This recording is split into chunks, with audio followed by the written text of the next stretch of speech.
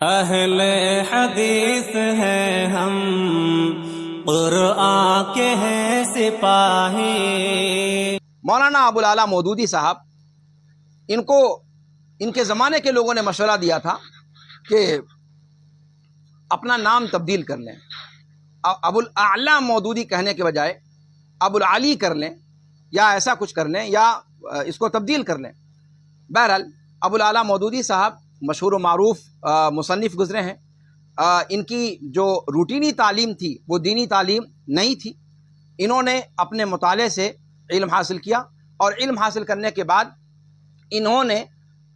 کتابیں لکھنا شروع کر دی، قرآن کی تفسیر کرنا شروع کر دیا، اور چونکہ علم کے اندر پختگی نہیں تھی، کسی بڑے استاذ کے پاس شرف تلمذ حاصل نہیں ہوا تھا، اس لیے انہوں نے اپنی تصنیفات کے اندر بہت زیادہ ٹھوکریں کھائیں، جن میں سے ایک پہلو صحابہ کرام کا بھی ہے۔ میں اس پر اب جو ہے آ رہا ہوں۔ ان کی بے شمار تصنیفات ہیں، تفہیمات ہے، تفہیم القرآن ہے، اسی طریقے سے اور ساری کتابیں انہوں نے لکھی ہیں، جس میں سب سے متنازع کتاب خلافت و ملوکیت ہے۔ اسی طریقے سے میں یہاں پر شاید یہ ذکر کرنا فائدے سے خالی نہیں ہوگا کہ اخوان المسلمین جو مصر کے اندر قائم ہوئی، وہ مولانا مودودی سے تحریک پا کر ہی اخوان المسلمین کا قیام عمل میں آیا تھا، اور اخوان المسلمین کے اندر جو ان کی دموی تاریخ ہے، سید قطب سے جو شروع ہوتی ہے، سید قطب مودودی کی کتابوں کو پڑھ کر کے اس نے دموی نظریہ اختیار کیا تھا، اور جو خطرناک رخ اختیار کیا، خارجیت کا آخری مقام اس نے پایا تھا، وہ مولانا مودودی کی تصنیفات کی وجہ سے ہی پایا تھا، اور انہی کی شاگردی کی وجہ سے وہ قید کیا گیا، اور پھر جو کچھ اس کے ساتھ معاملہ ہوا وہ ہوا۔ تو یہ ہیں مولانا ابوالعلا مودودی۔ انہوں نے ایک جماعت قائم کی تھی، اور جماعت اسلامی اس کا نام رکھا، لیکن لیبل کچھ رکھ لینے سے یہ وہ چیز ان کے اوپر صادق نہیں آتی۔ جیسا کہ آپ جانتے ہیں، اگر کیا نام ہے، کسی کا کوئی نام رکھ لینے سے وہ چیز اس کے اوپر فٹ نہیں آتی جب تک وہ مانوی طور پر اہل سنت والجماعت اپنے یہاں آپ دیکھتے ہیں کہ قبوریین اپنے آپ کو اہل سنت والجماعت کہتے ہیں، جبکہ نہ وہ اہل سنت ہیں نہ اہل جماعت ہیں، قبوریین۔ تو اس طریقے سے نام رکھ لینے سے کچھ نہیں ہوتا، تو جماعت اسلامی نام رکھ لیا ہے۔ اور حقیقت یہ ہے کہ ہمارے جو متقدمین علماء اہل حدیث ہیں اور علماء دیوبند، ان لوگوں نے ان کو جماعت اسلامی کے بجائے فرقہ مودودیہ کے نام سے یاد کیا ہے، اور میں سمجھتا ہوں کہ زیادہ بہتر تعبیر مودودی زدہ لوگوں کے لیے فرقہ مودودیہ ہی ہے، بجائے جماعت اسلامی جیسے معزز لفظ کو ان کے لیے استعمال کرنے کے۔ بہرحال تو یہ اس جماعت کی انہوں نے تشکیل کی، اور پھر سیاسی سرگرمیاں یا اسلام کی سیاسی تفسیر کے حوالے سے ان کو شہرت حاصل ہوئی۔ تو یہ ہے مودودی۔ اب آئیے جو آخری پوائنٹ ہے کہ مودودی کے جو ریمارکس ہیں صحابہ کرام رضوان اللہ علیہم اجمعین کے تعلق سے، یہاں پر میں آپ کو یہ بتاتا چلوں کہ ان کی جو ان کی تصنیفات کے اندر عمومی طور پر صحابہ کرام رضوان اللہ علیہم اجمعین کے تعلق سے جو تخفیف آمیز سلوک انہوں نے برتا ہے، اور جو تنزیہ اور استہزائیہ پیرایہ بیان اختیار کیا ہے، اس پیرایہ بیان کو دیکھتے ہوئے ان کے زمانے ہی سے بہت سارے لوگوں نے ان کے خلاف کام شروع کیا۔ بہت سارے لوگوں نے، اگر آپ مولانا مودودی کے زمانے ہی میں دیکھیں تو جماعت اہل حدیث کے بہت بڑے بڑے علماء نے ان کا جواب دیا۔ اگر جماعت اہل حدیث کے ان سرکردہ لوگوں کا ذکر کیا جائے جنہوں نے ان کے اوپر ردود لکھے، چاہے ان کی زندگی میں چاہے ان کے بعد، تو شیر پنجاب فاتح قادیان مولانا ثناء اللہ امرتسری رحمہ اللہ کا نام نامی اس میں گرامی ذکر کیا جا سکتا ہے۔ اسی طرح حافظ عبداللہ محدث روپڑی کا نام لیا جا سکتا ہے، مولانا اسماعیل سلفی گوجرانوالا کا نام ذکر کیا جا سکتا ہے، حافظ محمد صاحب مرکزی جمعیت اہل حدیث پاکستان کے امیر، ان کا نام لیا جا سکتا ہے، عطا اللہ حنیف بھوجانی صاحب کا نام ذکر کیا جا سکتا ہے، داؤد راز صاحب کا ذکر کیا جا سکتا ہے، اور ابھی معاصر علماء میں خلافت و ملوکیت کی شرعی حیثیت کے نام سے حافظ صلاح الدین یوسف نے جو ان کا جواب لکھا ہے، ان کا نام ذکر کیا جا سکتا ہے۔ اسی طریقے سے یہاں پر میں ایک بات یہ ذکر کرتا چلوں کہ خاص طور سے اگر خلافت و ملوکیت کی بات کی جائے تو خلافت و ملوکیت کے جواب میں بھی علماء اسلام ایک پلیٹ فارم پر ہیں، چاہے وہ اہل حدیث ہوں چاہے علماء دیوبند ہوں، اور یہ لائق تعریف چیز ہے جس کو میں بطور خاص ذکر کرنا چاہوں گا کہ مودودی کی جو گستاخیاں ہیں، مودودی کا جو انکار حدیث کا پہلو ہے، یا تخفیف صحابہ کا جو عنصر ان کے ہاں پایا جاتا ہے، یا صحابہ کرام رضوان اللہ علیہم اجمعین کے تعلق سے جو انہوں نے نہایت درجہ گھٹیا ریمارکس ڈالے ہیں، معاف کیجئے گا یہ لفظ میں بہت سوچ سمجھ کر کے بول رہا ہوں، اور میں جانتا ہوں کہ میں کیا کہہ رہا ہوں، اور اس کی مثال میں آپ کو ابھی آگے پیش کروں گا۔ گھٹیا ریمارکس جو کسی عام آدمی کے تعلق سے دینا ہم اور آپ گوارا نہ کریں، وہ انہوں نے صحابہ کرام نہیں، وہ صحابہ نہیں جنہوں نے آپ صلی اللہ علیہ وسلم کو چند سیکنڈوں کے لیے یا چند لحظات کے لیے دیکھا، بلکہ ان صحابہ کرام کے بارے میں دیے ہیں جو صحابہ کرام سابقین اولین میں سے ہیں، جو عشرہ مبشرہ میں سے ہیں۔ ان صحابہ کرام تک کے تعلق سے ان کے جو انداز ہیں اور ان کے جو الفاظ جو انہوں نے واکبلری استعمال کی ہے، وہ لائق مذمت ہے۔ آئیے اس کی طرف ہم بات کرتے ہیں تفصیل کے ساتھ۔ تو پہلے میں اجمالاً ذکر کر دوں کہ خلافت ملوکیت کا جواب مختلف علماء کرام کی طرف سے دیا گیا۔ جماعت اہل حدیث نے بھی جواب دیا، اور جماعت اہل حدیث کے ساتھ ساتھ علماء دیوبند نے بھی ان کا جواب دیا۔ علماء دیوبند کی طرف سے اگر آپ دیکھیں تو حقیقت خلافت ملوکیت کے نام سے محمود احمد عباسی نے اس کا جواب لکھا۔ اسی طریقے سے مولانا محمد میاں صاحب انہوں نے جمعیت علماء کی طرف سے اس کا جواب لکھا، اور اس کو شواہد تقدس کے نام سے انہوں نے شائع کیا۔ اسی طریقے سے مولانا نور الحسن بخاری انہوں نے عادلانہ دفاع کے نام سے اس کا جواب لکھا، 2 جلدوں کے اندر وہ بھی مطبوع ہے۔ اسی طریقے سے اگر آپ تھانوی حلقہ دیوبندیوں کا لیں تو ان کی طرف سے بھی جواب لکھا گیا۔ اعلاء السنن کے مؤلف ظفر احمد عثمانی انہوں نے براءت عثمان کے نام سے جواب لکھا۔ اسی طریقے سے مفتی محمد شفیع جو بہت مشہور اور بڑے علماء میں سے علماء دیوبند کے صف اول کے علماء کرام میں سے ہیں، ان کے صاحبزادے تقی عثمانی نے حضرت معاویہ رضی اللہ تعالیٰ عنہ پر مستقل ایک جواب کے طور پر مودودی کی اس خلافت و ملوکیت کے جواب میں انہوں نے یہ کتاب لکھی۔ اور جماعت اہل حدیث کی طرف سے اگر صرف ایک کتاب خلافت و ملوکیت کی شرعی حیثیت کو پیش کر دیا جائے تو میں سمجھتا ہوں کہ انہوں نے سابقین کی سارے کاوشوں کو سمیٹ لیا ہے۔ اور میں ذکر کر چکا ہوں کہ مولانا حافظ عبداللہ روپڑی صاحب، اسی طریقے سے مولانا ثناء اللہ امرتسری صاحب، اسی طریقے سے حکیم اجمل خان، ان کی بھی کتاب، اس طریقے سے بہت سارے لوگوں نے مودودی پر ردود لکھے۔ اگر خلافت ملوکیت کے جواب میں لکھی گئی کتابوں میں ایک اور کتاب کا ذکر نہ کیا جائے تو میں سمجھتا ہوں کہ یہ بڑی ناانصافی ہوگی، اور وہ ہے مفتی محمد اسحاق صدیقی۔ ان کی ایک کتاب ہے مفتی محمد اسحاق صدیقی سندیلوی۔ انہوں نے ایک کتاب لکھی اظہار حقیقت کے نام سے، اور یہ کتاب بقیہ جو کتابیں لکھی گئیں ان سب کے مقابلے میں کافی زیادہ وسیع ہے، اور کافی زیادہ اس کے اندر تفصیل کے ساتھ انہوں نے ان کا رد کیا ہے۔ اب آئیے گفتگو اس پر کہ مولانا مودودی کا نقطہ نظر کیا تھا۔ یہ آپ کے سامنے میں بیان کر چکا ہوں کہ مودودی سیاسی اسلام کے بانیوں میں سے شمار کیے جاتے ہیں، اور یہ جماعت اسلامی، اس کو بھی کہنا بہت ضروری ہے، اس لیے کہ جب تک اس جملے کو نہ ذکر کیا جائے آگے کی گفتگو پورے طور پر سمجھ میں نہیں آئے گی۔ علماء اہل حدیث کی تحریروں میں اس بات کو کھل کر کے بتایا گیا ہے کہ جماعت اسلامی کے ساتھ ہمارا اختلاف اساسی ہے، اصولی ہے، فروعی اختلاف نہیں ہے۔ جماعت اسلامی کے اندر خارجیت، صوفیت، اعتزال، ان ساری چیزوں کا، اور تشیع کی جو بوباس ہے، ان ساری چیزوں کا ملغوبہ، ان ساری چیزوں کا چونچوں کا مربع ہے یہ جماعت اسلامی، اور ان ساری چیزوں کا اثر آپ ان کی تحریروں کے اندر دیکھیں گے۔ ایک بات، دوسری چیز میں یہ ذکر کرنا چاہوں گا کہ وہ جو زمانہ ہے، جس زمانے کو انہوں نے ٹارگٹ کیا ہے، یہ زمانہ علماء سلف نے واضح طور پر اپنی اپنی کتابوں کے اندر اس چیز کا ذکر کیا ہے کہ اس دورانیے کے اندر جو حوادث پیش آئے، جو واقعات پیش آئے، ان کے تعلق سے ہمیں اپنی زبان کو بند رکھنا چاہیے۔ اللہ رب العالمین نے ہمیں اس زمانے میں پیدا نہیں کیا کہ ہم اپنے آپ کو ان فتنوں کے اندر ملوث کریں۔ تو جب ہمارے جسموں کو اللہ تعالیٰ نے اس زمانے کے فتنوں کے اندر موجود رہنے سے بچایا، تو آج ہم اپنی زبانوں کو ان فتنوں کے بارے میں گفتگو کرنے سے کیوں نہیں روک سکتے؟ عمر بن عبدالعزیز رحمہ اللہ کا بڑا مشہور زمانہ قول ہے، اور جو صحابہ کرام رضوان اللہ علیہم اجمعین کے درمیان تنازعات تھے، جن کو مشاجرات صحابہ کی بحث کہا جاتا ہے، یہ اتنی پرخار وادی ہے کہ اس میں بڑے بڑے جغادری لوگ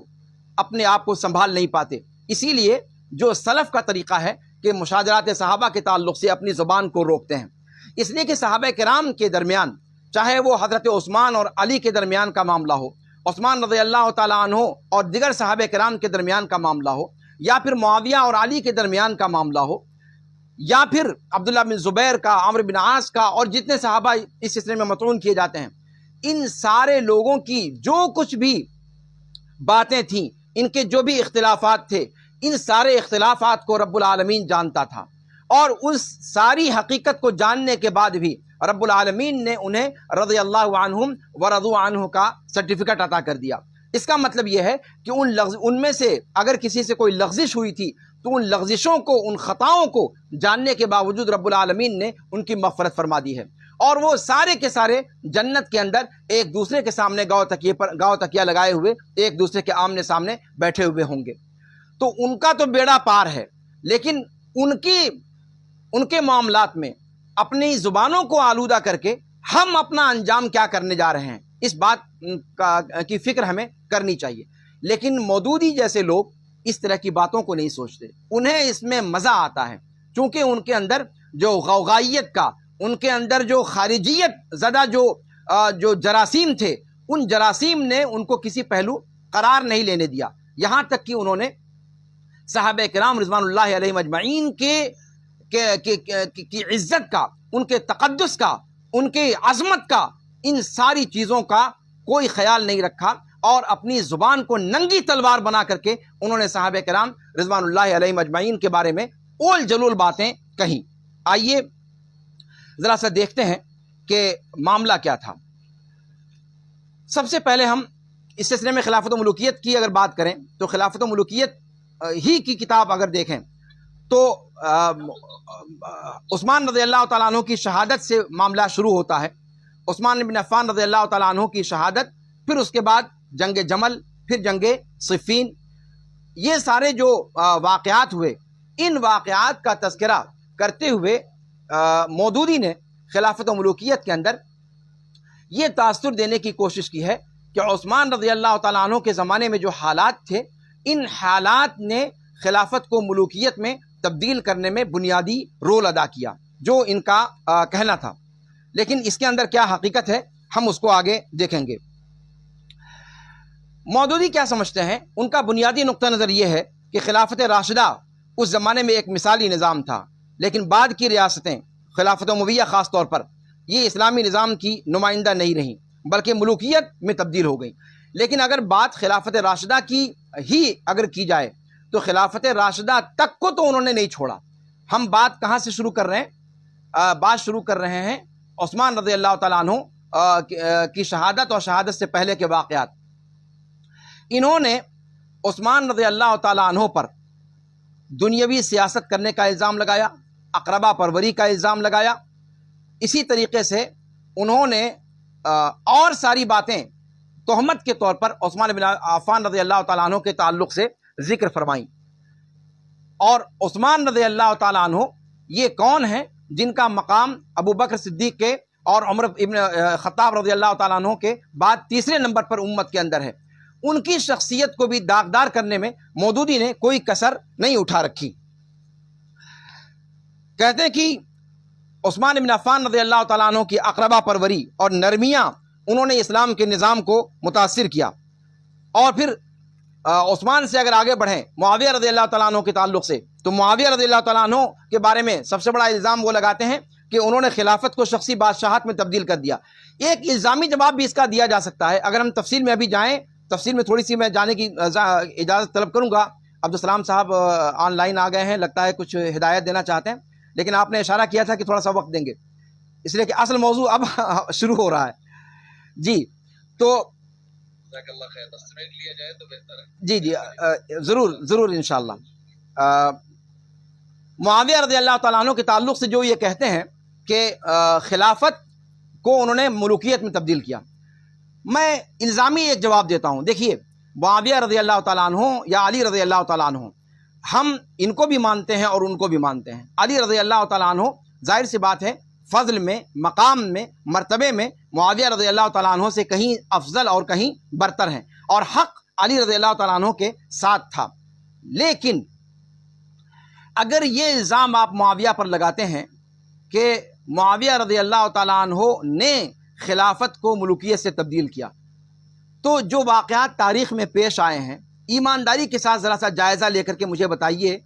کہ علی رضی اللہ تعالیٰ عنہ کے بعد ان کی طرف سے کون اٹھا تھا؟ حسن ابن علی رضی اللہ تعالیٰ عنہ. کیا یہ علی کے بیٹے نہیں تھے؟ دھیان دیجیے گا، کچھ الزام نہیں لگا رہا ہوں. اگر الزامی جواب دینا ہو تو یہ کہہ کر کے ان کی زبانوں پہ تالے لٹکائے جا سکتے ہیں جو یہ کہتے ہیں کہ خلافت کو ملوکیت میں تبدیل کیا معاویہ نے. اگر معاویہ نہ ہوتے، ان کی کاوشیں نہ ہوتی، مان لیجئے کہ حسین و یزید کے قضیے میں حسین غالب آ جاتے، تو کیا وہ ملوکیت نہ ہوتی؟ یعنی علی رضی اللہ تعالیٰ عنہ کے بھائی بیٹے حسن، ان کی خلافت رہی، پھر حسین رضی اللہ تعالیٰ عنہ ان کے ہاتھ میں حکومت آتی، تو یہ کیا یہ ملوکیت نہ ہوتی؟ یہ کیا دوغلی پالیسی ہے؟ اگر یہاں کہیں تو غلط ہے، وہاں کہیں تو درست ہے.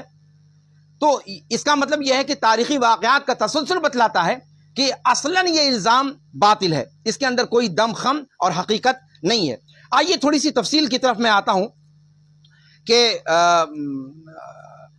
خلافت و ملوکیت میں عثمان رضی اللہ تعالیٰ عنہ کے تعلق سے جو انہوں نے کہا، عثمان رضی اللہ تعالیٰ عنہ کی شہادت کے بعد جو واقعات پیش آئے، اور عائشہ رضی اللہ تعالیٰ عنہ اور معاویہ رضی اللہ تعالیٰ عنہ اور ان کی قیادت میں دیگر صحابہ کرام، انہوں نے جو خون دم عثمان کے قصاص کا مطالبہ کیا تھا، دم عثمان کا قصاص چاہیے، یہ مطالبہ کیا تھا، اور اس مطالبے کو لے کر کے یہ لوگ کھڑے ہوئے.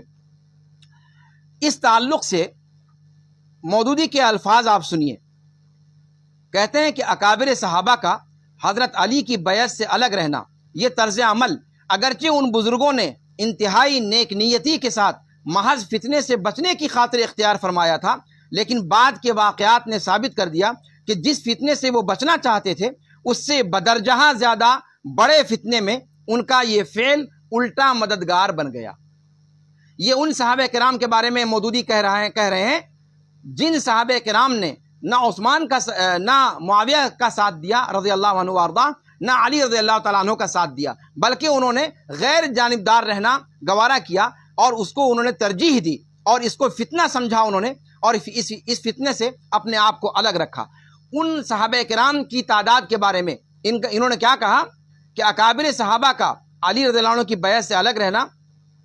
اگرچہ ان بزرگوں نے انتہائی نیک نیتی کے ساتھ محض فتنے سے بچنے کی خاطر اختیار فرمایا تھا، لیکن بعد کے واقعات نے ثابت کر دیا کہ جس فتنے سے وہ بچنا چاہتے تھے، اس سے بدرجہ زیادہ بڑے فتنے میں ان کا یہ فعل الٹا مددگار بن گیا.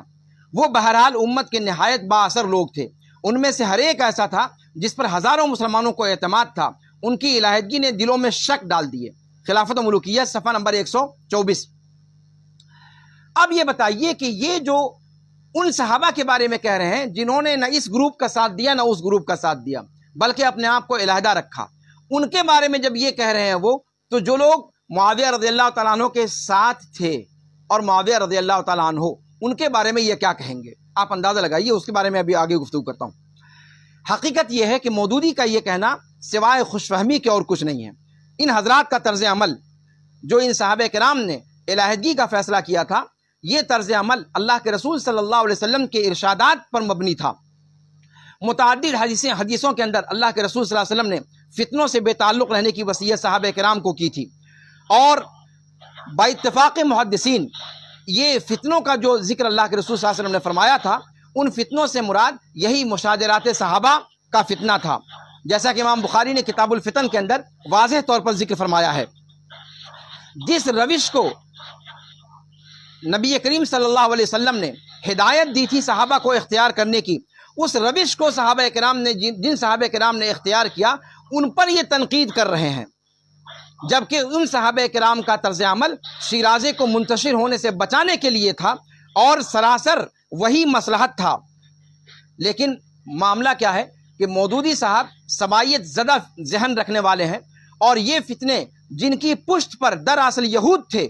عبداللہ ابن سبا کا جو فتنہ تھا، اور یہ فتنہ در حقیقت یہ انگلی جو کی جا رہی تھی، جو ڈور ہلائی جا رہی تھی، وہ یہود کی طرف سے، اور اسی یہودی اور سبائی ذہنیت کی نمائندگی کرتے ہوئے مودودی نے اس کتاب کے اندر صحابہ کرام رضوان اللہ علیہ مجمعین کو اسی انداز میں ان کو لیا ہے۔ ایک چیز جو اس کے بعد میں ذکر کرنا چاہتا ہوں وہ یہ کہ عثمان رضی اللہ تعالیٰ عنہ کے خون کا، آپ صلی اللہ علیہ وسلم کی عثمان رضی اللہ تعالیٰ عنہ کی شہادت کے قصاص کا جو مطالبہ تھا، جس کو لے کر کے معاویہ رضی اللہ تعالیٰ عنہ، عائشہ رضی اللہ تعالیٰ عنہ کھڑے ہوئے تھے، اور بصرہ میں جو انہوں نے اس کے لیے گیدرنگ کی، یہ ان کا عمل کیا یہ مصلحت کے خلاف تھا؟ علی رضی اللہ تعالیٰ عنہ اور عائشہ رضی اللہ تعالیٰ عنہ اور معاویہ، ان کے موقف میں کیا کوئی فرق آپ کو لگتا ہے؟ اگر آپ دیکھیں تاریخی پس منظر میں آپ دیکھیں تو آپ کو لگے گا کہ عثمان رضی اللہ عنہ کی شہادت کا بدلہ لینا، قصاص لینا، اس قصاص کے معاملے میں علی رضی اللہ تعالیٰ عنہ اور معاویہ اور عائشہ رضی اللہ تعالیٰ عنہما واردہما، ان کے درمیان کوئی اختلاف نہیں تھا، ان کے درمیان کوئی اختلاف نہیں تھا، مسئلہ صرف توقیت کا تھا۔ علی رضی اللہ تعالیٰ عنہ کا موقف یہ تھا کہ ابھی وہ قصاص لینے کا وقت نہیں ہے، اس لیے کہ اہل مدینہ کی تعداد کم تھی، بہت بڑی تعداد مکہ کے لیے نکل چکی تھی۔ آپ جانتے ہیں باغیوں کا قبضہ تھا،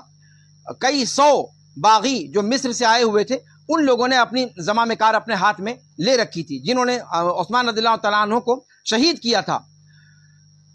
تو اگر علی رضی اللہ تعالیٰ عنہ اس موقع پر اگر وہ قصاص کا فیصلہ کرتے تو مدینہ طیبہ وہ میدان جنگ بن جاتا، میدان جنگ میں تبدیل ہو جاتا، اور یہ میدان جنگ میں مدینہ تبدیل ہو، یہ بات نہ علی رضی اللہ تعالیٰ عنہ کو گوارا تھی اور نہ عثمان رضی اللہ تعالیٰ عنہ کو۔ عثمان رضی اللہ تعالیٰ عنہ نے شہید ہو جانا گوارا کر لیا، لیکن اپنی حمایت میں ایک بھی تلوار کو اٹھنے دینا گوارا نہیں کیا۔ وہ نہیں چاہتے تھے کہ مدینہ مارکے کی زمین بن جائے، تو علی رضی اللہ تعالیٰ عنہ اس بات سے ڈر رہے تھے۔ اور ایک چیز اور تھی کہ علی رضی اللہ تعالیٰ عنہ کا حالات کو دیکھتے ہوئے یہ سوچنا یہ غلط نہیں تھا، یہ درست تھا۔ لیکن اب آئیے دیکھتے ہیں کہ عائشہ رضی اللہ تعالیٰ عنہ اور معاویہ رضی اللہ تعالیٰ عنہ جن کے فیصلے پر مودودی کو تنقید ہے، جن کو لے کر کے اس نے بہت سخت الفاظ کہے ہیں معاویہ رضی اللہ تعالیٰ عنہ کے بارے میں، وہ فیصلہ ان کا موقف کیا تھا؟ اور آپ اگر ادلہ کے ساتھ دیکھیں تو موقف کس کا زیادہ آپ کو قرین قیاس لگتا ہے؟ ان دونوں صحابہ یعنی عائشہ رضی اللہ تعالیٰ عنہ اور معاویہ رضی اللہ تعالیٰ عنہ اور ان کے ساتھ جو لوگ تھے، ان لوگوں کا موقف یہ تھا کہ خلیفہ وقت کو قتل کر دینا، اس طریقے سے باغیوں کا ایک گروہ آئے اور خلافت کے مرکز میں آ کر کے خلیفہ وقت کو شہید کر دے اور آزادانہ ڈنڈناتا پھرے، یہ کسی بھی طور پر گوارا نہیں کیا جا سکتا۔ اور اس چیز کو اگر انگیز کر لیا گیا تو پھر آگے چل کر کے یہ بنیاد بن جائے گا شورش برپا کرنے کے لیے اور کسی بھی اسلامی حکومت کے اندر تزلزل برپا کرنے کے لیے، اور پھر اس کے اندر یہ معاملہ آ جائے گا کہ یہ بھی ایک طریقہ کار ہے حکومت کو تبدیل کرنے کا، باقاعدہ یہ ایک نظام بن جانے کا اندیشہ ان کو دامنگیر تھا، اور یہ دامنگیر یہ جو فکر تھی ان کی، یہ اپنی جگہ پر درست تھی۔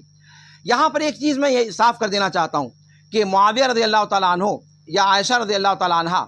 ان کا اختلاف یا ان کی جنگ علی رضی اللہ تعالیٰ عنہ کے تعلق سے نہیں تھی۔ علی رضی اللہ تعالیٰ عنہ کو خلیفہ ماننے میں کسی کو انکار نہیں تھا۔ علی رضی اللہ تعالیٰ عنہ کی خلافت کے ساتھ مقابل دعوے دار کوئی نہیں تھا۔ اچھا، اور وہ لوگ علی رضی اللہ تعالیٰ عنہ کو بڑا مانتے بھی تھے، اسی لیے انہوں نے فیصلہ اپنے طور پر نہیں کیا، بلکہ قصاص کا مطالبہ علی رضی اللہ تعالیٰ عنہ سے کیا۔ اور یہ طریقہ آپ دیکھیں کہ کتنی حکمت پر مبنی تھا معاویہ کا اور عائشہ رضی اللہ تعالیٰ عنہ کا۔ وہ لوگ یہ چاہتے تھے کہ انقلاب کے اس راستے کو ہمیشہ کے لیے بند کر دیا جائے اور آئندہ یہودیوں کے ایجنٹوں نے یہ جو فتنہ برپا کیا ہے اس فتنے کا قمع کر دیا جائے اور آئندہ اس قسم کا معاملہ کبھی نہ آئے. اور یہاں پر اگر قصاص میں تاخیر کی جاتی ہے تو اس کا ایک تو معاملہ یہ ہوگا کہ خلیفہ وقت پر جرأت لوگوں کی بڑھے گی اور ایک مثال بن جائے گی. دوسری بات یہ ہوگی کہ باغیوں کے ہاتھ میں اس وقت جو مدینہ کے اندر موجود تھے وہ جنہوں نے علی رضی اللہ تعالیٰ عنہ کو خلیفہ بنایا تھا، اور علی رضی اللہ تعالیٰ عنہ کے خلیفہ کا انتخاب یہ اپنی جگہ پر سب کے نزدیک مسلم تھا، اس میں کسی کا اختلاف نہیں تھا کہ علی رضی اللہ تعالیٰ عنہ ہی خلیفہ بننے کے اہل تھے اور وہ مناسب فیصلہ تھا. تو علی رضی اللہ تعالیٰ عنہ کے ساتھ جو باغی تھے ان باغیوں کے ہاتھ میں کنٹرول ہونے کی وجہ سے علی رضی اللہ تعالیٰ عنہ مکمل طور پر با اختیار نہیں تھے، اور ایک یہ بھی وجہ تھی کہ جس کی وجہ سے علی رضی اللہ تعالیٰ عنہ قصاص کے معاملے میں تاخیر کرنا چاہتے تھے. اور یہ ان کا نقطہ نظر یہ تھا کہ اگر تاخیر کی جائے گی تو آگے جو الگ الگ ولایات ہیں، الگ الگ منطقے ہیں، ان تمام جگہوں پر یہ باغی اپنے اپنے ہم خیال لوگوں کی تقرری کروا لیں گے اور پھر معاملہ مدینے سے بڑھ کر کے پورے عالم اسلام کے اندر پھیلتا چلا جائے گا اور یہ ایک ناسور بن جائے گا. آپ جانتے ہیں کہ عثمان رضی اللہ تعالیٰ عنہ کے خلاف بغاوت کے لیے ان لوگوں نے پہلے کوشش کی کہ الگ الگ منطقہ کے لوگوں کو، الگ الگ علاقے کے لوگوں کو بغاوت پر مجبور کریں، لیکن عثمان رضی اللہ تعالیٰ عنہ کی صداقت اور عثمان رضی اللہ تعالیٰ عنہ کی عظمت اور ان کے مقام و مرتبے کو اور ان لوگوں کے جو الزام تراشی تھی ان کی، ان الزاموں کی حقیقت جاننے کی وجہ سے ان کا ہمنوا کوئی نہیں ہوا، اور اسی لیے مجبور ہو کر کے یہ لوگ مدینہ آ کر کے اور دارالخلافہ پر ڈائریکٹ ان لوگوں نے اٹیک کیا. اور عثمان رضی اللہ تعالیٰ عنہ کی حکمت عملی یہ تھی کہ مقابلہ نہ کیا جائے، اس وجہ سے وہ سارا معاملہ پیش آیا. تو اب اگر ان کے قصاص میں دیر کی جاتی تو پھر نتیجہ یہ ہوتا کہ وہ باغی اپنے اپنے ہمنوا افراد کو ہر جگہ پر ان کی تقرری کر دیتے، اور یہی یہودی ذہن کی پیداوار یہ اسکیم تھی جن کو یہ لوگ ناکام کرنا چاہتے تھے. اگر علی رضی اللہ تعالیٰ عنہ علی رضی اللہ تعالیٰ عنہ نے اگر عثمان رضی اللہ عنہ کی شہادت میں جو افراد براہ راست ملوث تھے اگر ان کو قصاصاً قتل کر دیا ہوتا تو پھر یہ سارا کا سارا معاملہ کنٹرول میں آ جاتا، لیکن ایسا ہو نہیں سکا. اور علی رضی اللہ تعالیٰ عنہ کا اپنا نقطۂ نظر تھا. طلحہ رضی اللہ تعالیٰ عنہ، زبیر رضی اللہ تعالیٰ عنہ، معاویہ رضی اللہ تعالیٰ عنہ، یہ لوگ یہ سمجھتے تھے کہ دن گزرنا یہ بہتر نہیں ہے، اور جیسے جیسے دن گزرے گا ویسے ویسے شہادت کے جو واقعات ہیں، ان کے جو دلائل ہیں وہ دلائل مٹتے چلے جائیں گے اور پھر ناقابل دسترس ہو جائیں گے، اور پھر باغی اس مدت میں اپنی قوت بڑھاتے چلے جائیں گے اور ان کی پوزیشن اتنی مضبوط ہو جائے گی کہ ان سے قصاص لینا تقریباً ناممکن ہو جائے گا. اور معاویہ رضی اللہ تعالیٰ عنہ اور عائشہ رضی اللہ تعالیٰ عنہ کا جو نقطۂ نظر تھا، اس نقطۂ نظر کو آج کے حالات میں اگر ہم دیکھیں اور اس کی تطبیق کریں تو آپ کو اندازہ ہوگا کہ کتنی دور رس نگاہ ان لوگوں کی بھی تھی. اور علی رضی اللہ تعالیٰ عنہ نے بنفسی جو مطالبہ تھا اس مطالبے کی غیر آئینی ہونے کو انہوں نے نہیں کہا تھا کہ یہ مطالبہ غیر آئینی ہے، لیکن ان حضرات نے، ان مودودی جیسے لوگوں نے اس معاملے کی جو تصویر کشی کی ہے اس سے ایسا لگتا ہے کہ معاویہ رضی اللہ تعالیٰ عنہ اور عائشہ رضی اللہ تعالیٰ عنہ، اللہ نہ کرے، ان لوگوں نے مکمل طور پر گویا بغاوت کی تھی. مودودی کی عبارت دیکھیں، وہ کہتے ہیں کہ ان عائشہ رضی اللہ تعالیٰ عنہ اور معاویہ رضی اللہ تعالیٰ عنہما کے بارے میں کہ انہیں کوئی حق نہ تھا کہ جس خلیفہ کے ہاتھ پر باقاعدہ آئینی طریقے پر بیعت ہو چکی تھی اور ٹھیٹھ الفاظ دیکھیے گا، ٹھیٹھ جاہلیت قدیمہ کے طریقے پر یہ مطالبہ کرتے کہ قتل کے ملزموں کو عدالتی کارروائی کے بجائے مدعی قصاص کے حوالے کر دیا جائے تاکہ وہ خود ان سے بدلہ لے. خلافت ملوکیہ صفحہ نمبر 125-126. جبکہ یہ مطالبہ نہیں تھا کہ ان قاتلوں کو ان کے حوالے کیا جائے، بلکہ یہ صرف یہ چاہتے تھے کہ ان کو قصاص ان کا لیا جائے، اور علی رضی اللہ تعالیٰ عنہ سے انہوں نے مطالبہ کیا تھا. گویا انہوں نے یہ کہنا چاہا ہے کہ ان لوگوں کا طرز عمل ٹھیٹھ جاہلیت پرستی پر مبنی تھا، ٹھیٹھ جاہلیت پرستی پر. یہ کس کے بارے میں یہ کہہ رہے ہیں؟ ایک صحابی کے بارے میں نہیں، حضرت معاویہ کے بارے میں، عائشہ کے بارے میں، اور جتنے صحابہ ان کے ساتھ تھے ان تمام کے بارے میں یہ کہہ رہے ہیں. حقیقت یہ ہے کہ یہ یہاں پر خود مودودی، یہ جاہل، اس کا باپ جاہل، اس کا پردادا جاہل، اس موقع پر امام مجدد الفسانی کی عبارت اس جواب میں، اس اعتراض کے جواب میں یا اس گستاخی کے جواب میں پیش کی جا سکتی ہے۔ انہوں نے اس موقع پر ایک بہت شاندار عبارت کہی ہے جو فارسی میں ہے۔ انہوں نے اپنے مکتوبات کے اندر 251 نمبر کے مکتوب میں یہ عبارت ذکر کی ہے۔ انہوں نے کہا کہ اے بھائی، حضرت معاویہ اس معاملے میں تنہا نہیں ہیں، بلکہ کم و بیش نصف صحابہ کرام اس معاملے میں ان کے ساتھ شریک ہیں۔ پس حضرت علی سے جن حضرات کی جنگ ہوئی، اگر وہ کافر یا فاسق ہوں تو آدھے دین سے جو ان حضرات کی تبلیغ کے راستے سے ہم تک پہنچا ہے اعتماد اٹھ جاتا ہے، اور اس امر کو تجویز نہیں کرے گا مگر وہ شخص جو زندیق ہو، جس کا مقصد دین اسلام کو باطل قرار دینا ہو۔ اب مجدد الفسانی کی زبان میں یہ ٹھیٹھ جاہلیت کا فتنہ، ٹھیٹھ جاہلیت کی بات کہنے والے معاویہ کے بارے میں وہ خود کیا ہیں؟ مجدد الفسانی نے ایسے شخص کو زندیق قرار دیا ہے۔ تو یہ معاملہ ہے، اور جنگ جمل کے سیاق میں اگر آئیے تو وہاں بھی معاملہ ایسے ہی ہے، اور انہوں نے اس سے بھی سخت الفاظ میں وہاں پر جملہ کہا ہے۔ جنگ جمل کے سیاق میں کہتے ہیں کہ اس سے بھی زیادہ غیر آئینی طریقہ کار یہ تھا کہ پہلے فریق نے بجائے اس کے کہ وہ مدینہ جا کر اپنا مطالبہ پیش کرتا، جہاں خلیفہ اور مجرمین اور مقتول کے ورثاء سب موجود تھے اور عدالتی کارروائی کی جا سکتی تھی، انہوں نے بصرے کا رخ کیا اور فوج جمع کر کے خون عثمان کا بدلہ لینے کی کوشش کی، جس کا لازمی نتیجہ یہ ہونا تھا کہ ایک خون کے بجائے 10,000 مزید خون ہوں اور مملکت کا نظام درہم برہم ہو جائے۔ شریعت الہیہ تو درکنار، کسی آئین اور قانون کی روح سے بھی اسے جائز کارروائی نہیں قرار دیا جا سکتا۔ خلافت و ملوکیت صفحہ نمبر 124 اور 25۔ یہاں پر آپ دیکھیں کہ انہوں نے یہ باتیں کس کے بارے میں کہی ہیں؟ عائشہ رضی اللہ تعالیٰ عنہ کے بارے میں، اور معاویہ کے بارے میں، زبیر کے بارے میں، عبداللہ بن زبیر کے بارے میں، اس طرح کے لوگوں کے بارے میں یہ بات کہی ہے۔ تو جی جی بالکل۔ تو یہاں پر جی جی جی بارک اللہ فیکم۔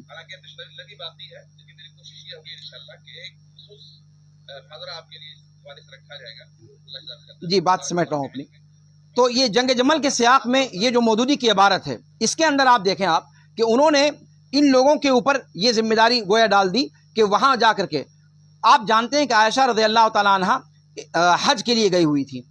اور وہاں سے واپسی پر وہیں مکہ ہی کے اندر لوگوں نے ان کو روک دیا کہ حالات ایسے ایسے ہیں اور وہاں نہیں جانا مناسب ہے۔ پھر اس کے بعد صحابہ کرام کے مشورے سے عائشہ رضی اللہ تعالیٰ عنہ مکہ سے بصرہ کی طرف انہوں نے کوچ کیا، اور وہاں سارے صحابہ کرام جو تھے مکہ سے ان کے ساتھ گئے، اور وہاں پر سارا معاملہ ہوا۔ یہ صورتحال ایسی تھی کہ اس میں ممکن ہی نہیں تھا کہ مدینہ کے اندر آ کر کے اور کوئی کام کیا جا سکتا۔ مدینہ کے اندر آنے کا سیدھا مطلب یہ ہوتا کہ جس بات سے عثمان رضی اللہ تعالیٰ عنہ ڈر رہے تھے، جس بات سے علی رضی اللہ تعالیٰ عنہ ڈر رہے تھے، وہی معاملہ واقع ہوتا اور مدینہ میدان جنگ بن جاتا، اور یہ کوئی نہیں چاہتا تھا۔ اس لیے اس کا جواب کئی شقوں میں دیا جا سکتا ہے، اور انشاءاللہ اس کے لیے آپ کو میں چاہوں گا کہ خلافت و ملوکیت کے ردود میں جو کتابیں لکھی گئی ہیں، علماء کرام نے ان پر تفصیلی ردود کیے ہیں اور بتلایا ہے کہ کس طریقے سے مودودی نے ہر جگہ ڈنڈی مارنے کی کوشش کی ہے اور صحابہ کرام کے مقام کو آلودہ کیا ہے، اور صحابہ کرام کے مقام و مرتبہ کو انہوں نے سمجھا نہیں۔ ان کا معاملہ ایسے ہی لگتا ہے جیسے کسی نے کہا تھا کہ ہم پیروی قیس نہ فرہاد کریں گے، ایک طرز جنوں اور ہی ایجاد کریں گے، ٹھیک ہے۔ اور اس سلسلے میں مودودی کی جو زبان ہے، اس میں کوئی دو رائے نہیں کہ مودودی کی زبان کے اندر چاشنی ہے، ادبیت ہے، اور اس ادبیت کے ناحیے سے ان کو لگتا ہے کہ جہاں جہاں وہ چاہیں عقیدے کا معاملہ ہو، وہاں وہاں وہ جذباتی طور پر اپنی باتیں پیش کر کے اور ڈنڈی مار لے جائیں گے، جس کے بارے میں کبھی کہتا ہے کہ کسی نے کہا ہے کہ ان کے ہاں جس طرح سے الفاظ کی بھرمار ہے اور جس طریقے سے چکنے چپڑے انداز میں انہوں نے اپنی باتیں کہنے کی کوشش کی ہیں، ایسے ہی کسی موقع کے لیے شاعر نے کہا ہے کہ ملے تو حشر میں لے لوں زبان ناصح کی، عجیب چیز ہے یہ طول مدعا کے لیے۔ تو مودودی کا معاملہ یہ ہے، اور میں نے آپ سے ذکر کیا کہ مودودی کا جتنا بھی انداز ہے، یہ سبائیت کے فتنے کو جس طریقے سے مدلل طریقے سے پیش کرنے کی آخری کوشش کی جا سکتی تھی خلافت و ملوکیت میں اور اپنی دیگر کتابوں کے اندر، اور حدیث کے ناحیے سے بھی جو ان کا نقطہ نظر ہے، ان تمام میں انہوں نے اسی نقطہ نظر کو پروموٹ کرنے کی کوشش کی ہے۔ اللہ رب العالمین سے آخر میں دعا کرتا ہوں کہ اللہ رب العالمین ہمیں ان چیزوں کی خطرناکی کو سمجھنے کی توفیق عطا فرمائے۔ اللہ رب العالمین صحابہ کرام کے مقام اور ان کی عظمت کو سمجھنے کی ہمیں توفیق عطا فرمائے۔ اللہ رب العالمین ہمیں اپنی زبانوں کو صحابہ کرام کے تعلق رضوان اللہ علیہ مجمعین کے تعلق سے کسی بھی قسم کی بری بات سے یا سب و شتم سے یا کسی بھی طنز و تعریض والے جملے سے ان کے تعلق سے استعمال کرنے سے اللہ رب العالمین ہمیں اپنی پناہ میں رکھے۔ اللہ رب العالمین مولانا مودودی کے تعلق سے جو تقصیرات ہوئیں اللہ رب العالمین ان کی خطاؤں کو بھی معاف کرے، لیکن یہ ان کی خطائیں تھیں جو ان کے ساتھ گئیں، ان کے زمانے میں ہمارے علماء نے ان پر رد کیا تھا، اور آج بھی فرقہ مودودیہ کے لوگوں سے ہم یہی اپیل کرنا چاہیں گے کہ دیکھ لیں، اس بات کو ذہن رکھیں آپ کہ مودودی کے ساتھ اپنا حشر کرنا چاہتے ہیں یا صحابہ کرام کے ساتھ اپنا حشر کرنا چاہتے ہیں، دونوں ایک ساتھ نہیں ہو سکتا۔ صحابہ اور مودودی، یا صحابہ کو چن لیں یا مودودی کو چن لیں۔ اگر فرقہ مودودیہ اس بات کی گہرائی کو اور اس کی حقیقت کو سمجھتا ہے تو اسے چاہیے کہ ہوش میں آ جائے اور اس طرح کی ناجائز چیزوں کے لیے مودودی کے حوالے سے وکیل صفائی بننا ہو، انہیں چاہیے کہ وہ چھوڑ دیں۔ اقول قولی ھذا واستغفر اللہ لی ولکم ولسائر المسلمین فاستغفروہ من کل ذنب انہ هو الغفور الرحیم۔ سبحانک اللہم وبحمدک اشہد ان لا الہ الا انت استغفرک واتوب الیک۔ والسلام علیکم ورحمۃ اللہ تعالی وبرکاتہ۔